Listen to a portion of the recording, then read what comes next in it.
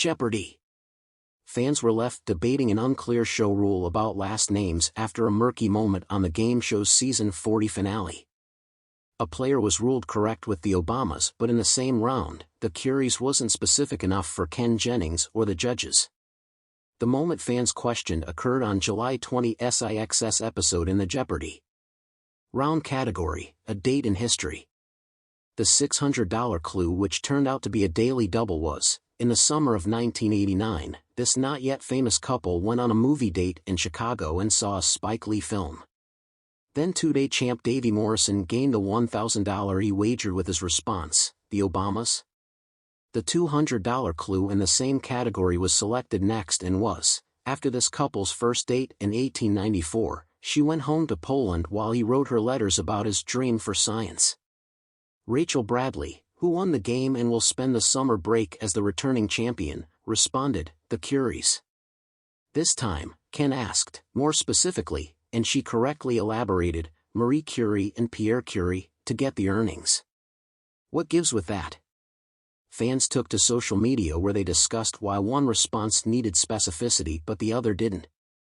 Okay, so I am not one of those people who nitpick the judges' decisions. Usually I'm like, if the judges are okay with it, fine with me. One Facebook user began a post in a fan group. But I don't understand why one contestant got off with answering the Obamas in the famous couple category, but then when another contestant answered the Curies, she was ordered to be more specific and has to give their first names. What gives with that? I thought the very same thing. I was so surprised by that. It seems so arbitrary now, wrote another. There are more with the last name Curie. The judges are very consistent with the rules, a third fan defended. A fourth pointed out, in this case because one of the Curie daughters and her husband were also Nobel Prize-winning chemists. To fifth, a fourth wrote, see, I did not know there was more than one Curie couple that fit the bill. On Reddit, fans also discussed the ruling and if there was a set rule for last names or the judges were just going case by case. Are there any rules or insight on when they ask contestants to be more specific? A fan began a thread. Catching up Friday's episode and they asked for an elaboration on the Curies, but in the same category did not ask for an elaboration on the Obamas. As someone not smart enough to know more than one set of Curies, I was curious why and when they put up specificity guardrails. In a later clue, the answer was accepted as a last name as just Campbell, but one could say that's a generic enough last name that requires elaboration. Is there any determination here, or is it a bit case by case and one of those the judges decide? Another fan explained, the judges can ask for a clarification in any way. More details, or specific names, or to pronounce something again. In this case, there are multiple famous Curies, and only one famous Obama couple. Jeopardy! Rules stipulate that a last name response will suffice if there's no one else their response could be referring to or that would fit the clue. However, other users still weren't satisfied and brought an unfair ruling from earlier this season about first ladies where that didn't seem to be the case. Bizarre Nixon ruling. Back in September when season 40 began, a player was ruled incorrect after being given a specific request that some fans called unnecessary. During a double Jeopardy round, contestant Alex Lamb chose the $1,200 clue in the category The Real White House, Wives of D.C. It read, she met the future president in 1938 when they both tried out for a local play in Whittier, California. Alex's response was Nixon, but host Ken asked him to be more specific. Alex then incorrectly named Richard Nixon instead of Pat Nixon, the former First Lady of the United States. Instead, another contestant correctly guessed the clue and Alex later lost the game. Viewers at home were unhappy that Ken did not accept Alex's answer, pointing out there was no other First Lady named Nixon. That is bizarre. What other First Lady with the last name of Nixon did they have in mind that would be a plausible response? One viewer wrote on Reddit at the time. Others wrote, it seemed really unfair and illogical to me. I'd understand for Barbara Bush, since there are two First Ladies named Bush, but a First Lady named Nixon could only be referring to one person.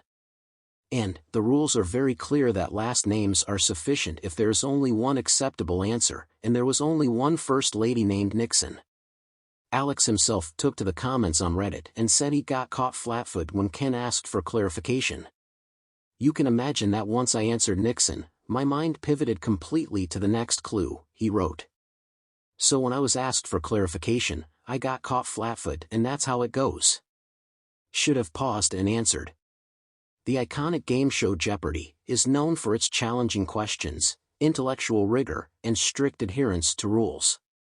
However, a recent debate has emerged among fans regarding an unclear rule about last names, sparking controversy and calls of unfairness from the show's loyal audience.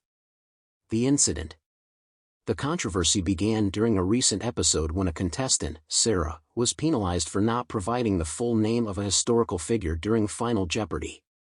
The clue was, this Italian polymath of the Renaissance, born in 1452, is best known for his art, science, and engineering accomplishments. Sarah confidently wrote "Who is Da Vinci?" while her competitor, Alex, wrote "Who is Leonardo da Vinci?" Alex's response was deemed correct, and he won the game by a narrow margin, whereas Sarah's answer was ruled incorrect, leading to an outcry from viewers who felt that the judgment was inconsistent with past rulings. The debate. Immediately after the episode aired, social media platforms and fan forums buzzed with heated discussions. Many fans argued that Sarah's answer should have been accepted, citing numerous instances where last names alone were deemed sufficient.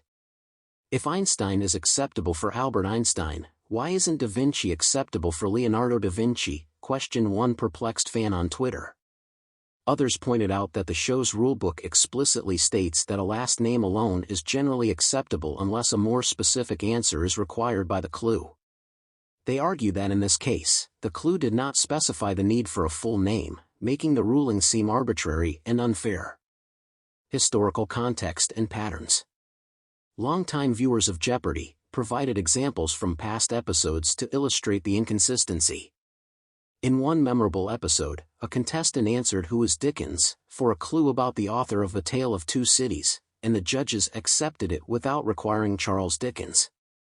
Similarly, Curie was accepted for Marie Curie, and Napoleon for Napoleon Bonaparte.